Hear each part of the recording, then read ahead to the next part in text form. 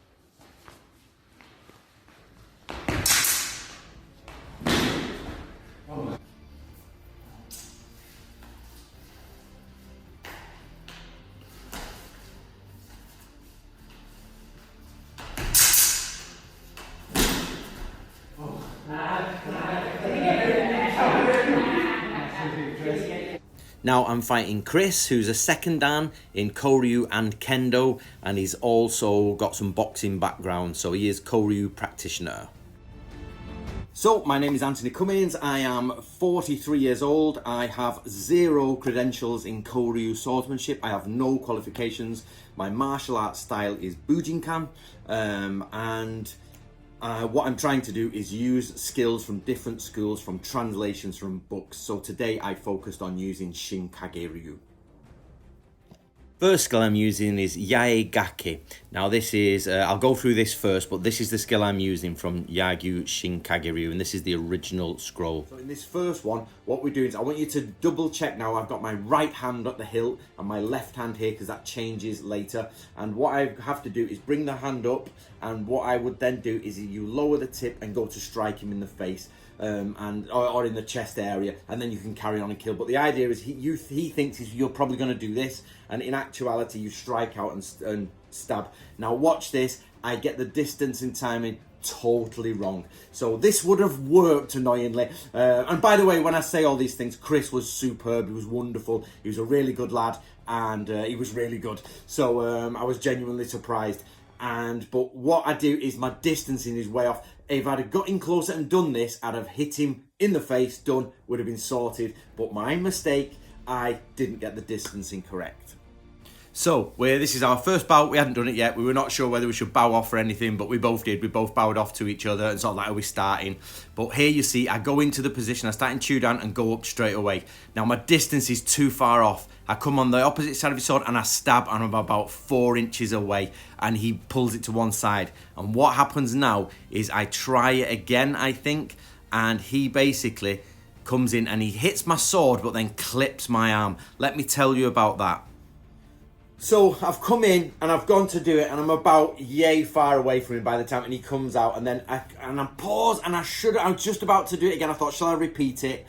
I'm just about to do it, and he goes to strike, but because I'm in that position, I've got to move my sword, and he hits my sword, and then sort of the sword comes round and hits my arm. Now here, me and Chris carried on, because I'll be honest with you, it was very hard to hear, and it felt like he'd brushed the side, but when you listen to the sound, there's definitely a hit there. So it hits my sword, the sword comes over, and it springs round and hits my hand. So I hadn't noticed it, Chris hadn't noticed it, and the instructor said, I think there was a hit there. And when we look back, yeah, there's definitely a hit there. But it was like a brush in my hand. I thought it was not, I did feel it, but it wasn't, it was like, you know, that I thought you can easily carry on fighting with that. But looking back, he'd probably have made a big chunk out of there. Now, this is one of the things I'm learning from this is, I personally think people would have carried on fighting in that situation, but this is just a tester. So we stopped because Chris got the point, he got it in. I would like to push these bouts beyond that, where there's no doubt that whoever has won has gone from it. You know what I mean? I've seen machete fights and online and stuff where people carry on, but you know, I've got to be careful. I'm not saying that it was a hit. I would like to carry on. I did, but I think the instructor called it, and rightly so, because it did sound like a decent hit. So Chris, my distance was out, I was too far away, and Chris came in with my hesitation what to do next. Chris came in, I defended him, but then it struck my arm. Bout 1, Chris. In the next one, I tried to use Musashi's Chudan principle from the 5 fundamentals, and this is to hit to the side and then hit down and come in. But what happened here is Chris did a classic kendo, and that was, I went to hit to the side and he hit the tip of my sword down, then hit my face. I fell for the classic kendo one, click tap, click tap. It did hit me, guys. I'm gonna say, in all honesty, it would not have stopped the fight. There would have been a massive laceration and it gone, but it was one of those clip, you know, and this is one of my issues with kendo is, would that stop someone who was aggressively trying to kill you if you did that? I don't think so, but again, we hadn't sort of sorted that out, and Chris absolutely did it. Tap down, tap in, and he couldn't stop it. If he'd have carried on, he'd have probably then killed me. So here I am, I adopt Chudan no Kamae, and I'm waiting to pull off the Musashi pull to the side. So what Musashi does is he taps to the side. This is in the 5 fundamentals in Gorin no Sho, and he pulls them to the side, and the idea is to get them to strike so you can pull them down and then strike yours. But I tap him to it, and Musashi does say this in multiple times, tap to annoy, and then get them to strike, which is part of it. But unfortunately, Chris didn't strike me. He struck my sword. Good tactics on Chris's behalf. And you see, I'm hitting it there. Sorry, I've slowed it down a bit much here. Let's get to it. And then Chris taps mine down and then strikes. And I'm going to be honest, it was a hit. It was more of a tap hit. And I don't know how much that had stopped me, but without a doubt, I could not stop Chris's sword from hitting my head. So he absolutely did totally hit my head. So I was really annoyed with myself for falling for that kendo trick. I in the footage, I'm like, ah, because I genuinely was annoyed at that.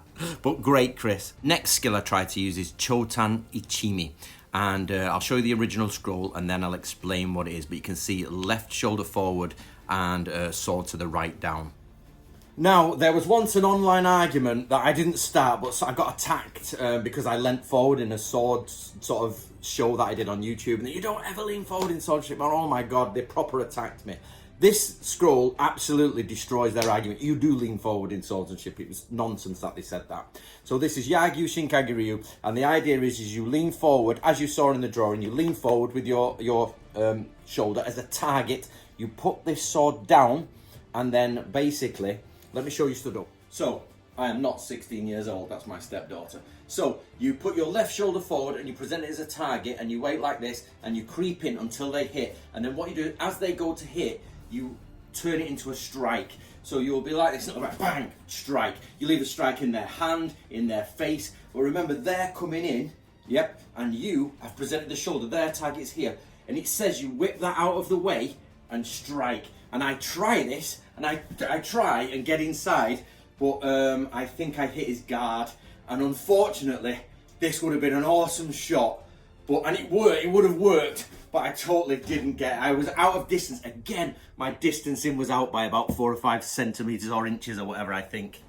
Okay, this time I didn't go straight into the technique. I decided to play about a bit, get some distance in and let him start moving around.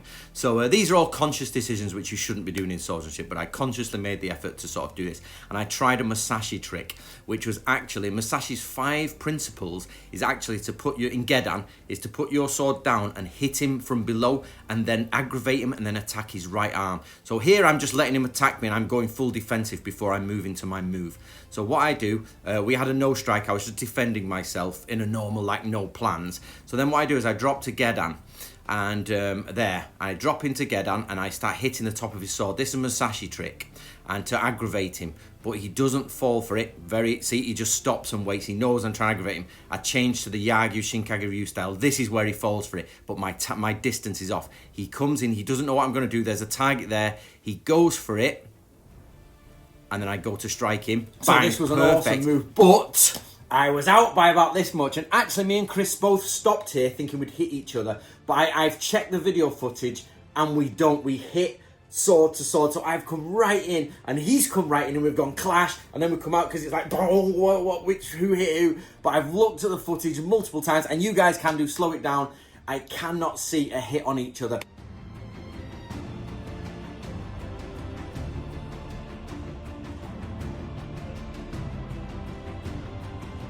So that was a draw, but that from Yagyu Shinkage-ryu absolutely worked. What made it not work was my distancing. I should have come in closer. The target's got to be close, and then if I'm in, you hit it. So, and that was great. 10 points to Chris here for not falling for the Musashi clicking, which Musashi says you attack the bottom of their sword, or their wrist. You go for like hitting, and they will come in. And then you hit the side of the arm. If you want to check it, it's Musashi's 5 principles, but he does it single-handedly. He does not use his wakizashi there. But that is down to the translator versus the modern school. Again, I'll talk about it at the end. But that was a no points, nobody scored. Just a clash and come away. And me and Chris were like, what's happened? You know what I mean? But that was a great trick. That Yagyu Shinkage-ryu, I think, worked there. But I didn't score. Chris didn't score. I don't like the word score. We didn't strike. He didn't strike. I didn't strike. It was down to start again. Out 4, I used Tensetsu Ransetsu from Yagyu Shinkage-ryu. Now, this is complicated. When there's the original scroll, I'm going to show you this. It's a trick. Right, now this one was a great one. I really, really enjoyed this. So remember I said earlier, it was important that you realised I did that with the right hand. So remember I was here with the right hand, and you meant to lower and then strike and stab instead of doing this, which is what they expect. Is this one you swap over. Now watch the hand swap. So from anywhere you are, you swap hands. Now it is, so you're left-handed, so which is strange, but you go to left-handed and do this. So the right-handed version from Yagyu Shinkage-ryu is like this. You swap and go left-handed, and the point of this is when they come to strike here, because this is the target and they're coming in, their strike from this way, what I do is step out and cut their wrist. So from here I go cut, like this, cut. Yeah, that's what I do. And if they back that to the side, you cut up again. So it's literally cut back, cut. Yep. So, or just if you miss, which I do, I'm missing this again. So this, again, pulled off wonderfully, but the distance was out. And I did it a second time and it worked, but I got hit as well. So basically, I come from here, sidestep, cut. Sidestep, cut. Yeah. That one, thrust, swap, sidestep, cut. Obviously, you don't use them together, or you can, but the point is they're two separate things. So let's watch how that works. So here we are. Now we're bowing off, of course. Now I'm stood there. Watch this hand change. There. Watch it again. I've cut it for you again. Watch the hand change. From there, Chudan. Hand change. This is slowed down, of course, into the position. All right. And then what I do, again, I get the sort of the time, the distance wrong. Sorry. You don't see it from this. I should have another angle. I'll check. But basically, what I do, I tried it once. It didn't go in, but I thought we'll go again because he didn't quite get it. There. Bang. Yep, but he got on his guard and then he stabs me and I hit it. So I try it 3 times. Now, they do say actually try it multiple times. And again, I'll show you. It hits the sword guard because I'm about 5 inches out again like an idiot. So my distance is wrong, so I should become closer. I try it again, which again it says do it multiple times, but he gets me and stabs me as I do it. And his arm would be off and my guts would be probably on the floor. I'd have a stab wound to the side. We've got another angle, and you can see again here, this is filmed from my iPad. Hand change. Of course, he doesn't really notice it, and I go into that position. Now, he is going to cut from that side. Notice I'm opposite to how he should cut, which is confusing for the swordsman. So I unfortunately initiated this, and look at that miss. That would have literally been off. My distance was out by literally an inch. That would have lacerated all the inside of his elbow. He'd have had a hand hanging off. So again, I try it because it's very hard for them to get around this if they don't know the trick. So again, boom, we hit cross guards. Again, distance is out annoyingly. So But this time he gets the trick and he stabs me and I get it right. So I should have changed on the third one. If my distance had been slightly different, I'd have got that in. So well done, Chris, for stabbing me. But Yagyu, that's an excellent technique. I think that's one of my favourite techniques I've seen so far. Me and Chris, of course, had a right good time. We'd only met a couple of, half an hour before. We had a good time. The sensei enjoyed it. She seemed happy. And that was superb. So let me tell you what I think about all that now. Now, my name is Anthony Cummins. I'm a historical researcher and author. I've done over 20 books on Japanese samurai culture and things like that. And I'm really trying to answer the question, what did the samurai really do? What did the samurai and shinobi really do? And I'm answering each bit. So I'm not a swordsman. I'm not dedicated to swordsmanship. It's just a single path of the samurai way, which is what the original samurai would do. I always thought, hold on a minute, why does everybody just do swordsmanship? Where's the spears, the archery? Where's the military tactics? Where's the swimming? Where's all that? It was all fractured and all over the place. But in an original place, the samurai would have done lots of it. So all this 100% on swordsmanship would not be a reality. They'd be spending, say, 10% of their time on training on swordsmanship. So they have to come up with a core set of techniques that work. So the path of Musashi is what I'm going to do is follow in Musashi's footsteps, and I'm going to challenge 60 individuals from Koryu to a sword fight and see where we get. If I win or lose 50%, then you could say it's just averages of who wins. If I lose 100% or close to 100, from 50 to 100%, you can say that the trained individuals really do, it does work. And if I win more than 50%, you can start to say that training is not working as a general basis. So that's what I'm trying to do. It's friendly, it's non-competitive, it's about discovery of the samurai way. We'll be friends afterwards. I'll fight with people. I'm going to record it all down, and I'm going to make sure and I'm going to analyze each fight like I've done today and be like, okay, what happened here? How would we go about this? So the rules are this: you have to reply in email to my challenge. Just go to my challenge video, it's there. If you have not replied by email, I don't know you exist, I don't know. Also, the second thing is, you have to be a graded Koryu practitioner. You have to be from a Koryu school, or one that is deemed Koryu, Iaido school or Kenjutsu school or something like that. I'm not going to go too deep into the sort of like the history of the school and all that, but basically you study a Koryu system today and not just a Kendo practitioner and not a Hema practitioner. Now, I will fight everyone and anyone. Hema, Kendo, my great aunt, whoever it is, I'll fight anyone. It doesn't matter. I don't mind that. But what I'm saying is, for the video to be included in the Path of Musashi, then no, you have to be qualified in Koryu, which kicks out some of the Bujikan people because there's no Koryu qualifications unless you're specifically qualified in, for example, Kukishin. So you have to provide me with a certificate that you're Koryu, and Chris has done. He's some of them joined together like Chris's is basically. Here we have Chris was Muso Jikiden Ishin-ryu, which I don't know the exact history of, but I'll have a look now. But he's a second dan Kendo practitioner, which I was unaware of, and he's basically goes and practices all the time. Now, the reason I say I don't want to go just against Kendo people is because Kendo has now become a redundant sport in that sense that they're awesome. Kendo people are fast. I'm not saying they can't sword fight. What I'm saying is the difference between a Shinai and that is obvious when you use it. And the tapping on the head is like, okay, I'm going to have a bit of a headache and probably bleeding, but, I'm still coming at you. So we need to find... The whole purpose, guys, is to go back and be like, what did samurai of the year 1600 and before roughly do? When we look at Yagyu Shinkage-ryu, when we look at Musashi, when we look at all this, what did they actually do? How did they fight?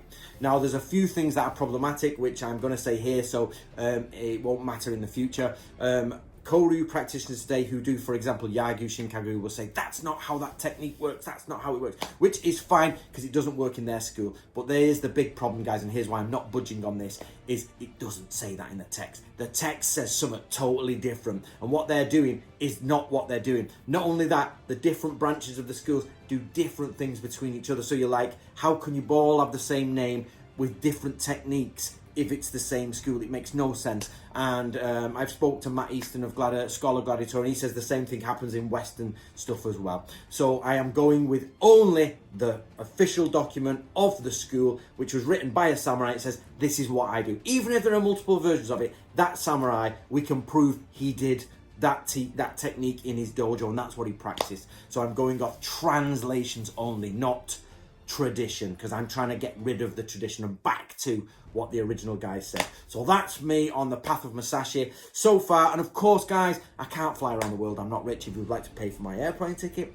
I would, off I go. But what I will do when COVID and all restrictions have ended, I'm going to go to Michigan in America when we get there, and anyone from America who wants to fight me, I'll bring the gear. If it will fit in an aeroplane, I'm going to struggle with that on, you know, if it fits in a baggage. So basically, I'll come over there, and whoever wants to fight me will go. I'm not going to travel around America. You can come to Michigan, because I've got to go thousands of miles to America. I'm sure you can make the short trip on a plane to Michigan. So if you want to challenge me, go to the challenge video. Enjoy it. I had right good fun. The dojo sensei and everyone, they were dead nice. We had a nice time. I drove 5 hours or 5.5 hours for a 2.5 minute battle, which actually when you edit it down is about 40 seconds, okay? So about 40 seconds. So I cannot afford to just keep doing that over 60 times. So there will have to be some compromise. I've only ever had 2 people from England say they would do it. Chris was one, and I've had another one where I'll chase him up. He's not come back to me, but I'll chase him up and see if it happens, but I'll do that in a few months.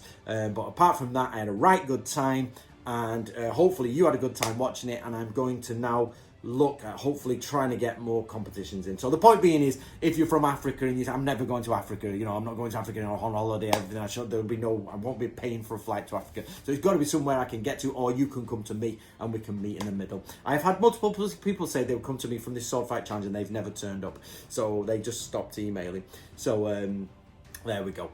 I hope you enjoyed it. I hope you grasped the spirit of it. For those people who've been following me for a long time, I do Bujinkan. I did Bujinkan. I'm training Bujinkan. I don't hide that. I no longer am supported by the Bujinkan. I think I'm banned from all Bujinkan dojos for saying they're wrong. But I've never ever said that martial arts was bad. In fact, if you get a good Bujinkan instructor, you can be a good martial artist. And for me, by the way, just so you're aware, I have not trained in any martial arts for over 15 years. I've sat at a computer and typed for 15 years now. I do archery, and occasionally I will pick up a practice sword and look at a thing inside a house and go like this. So the point being is, over 60 duels, I'll be back training. I'm looking to start my own dojo when I can get the funding. I've got a building now. I just need to refurbish the building. So I need probably about 30 or 40,000 pounds in donations or something to get that building refurbished, or get this video out there. So pass it around, and I've got to try and make that money to get that dojo done. And then we'll have everybody come down. I'll have HEMA people come down. We'll do it all. It'll be top of bananas, lads. Right, okay. And thank you very much to Chris. He gave me a gift on the way out, which was superb, and I'm thanking him very much for that. And the sensei, they all signed it for me to remind me of their time there. So thank you very much. Right, guys, that's the Path of Musashi. See you in the next one. Lastly, don't forget to pick up a copy of the Book of Bushido. That always helps me. The more copies we sell, the more I can get out and do stuff and do more research, guys. So please do pick up a copy.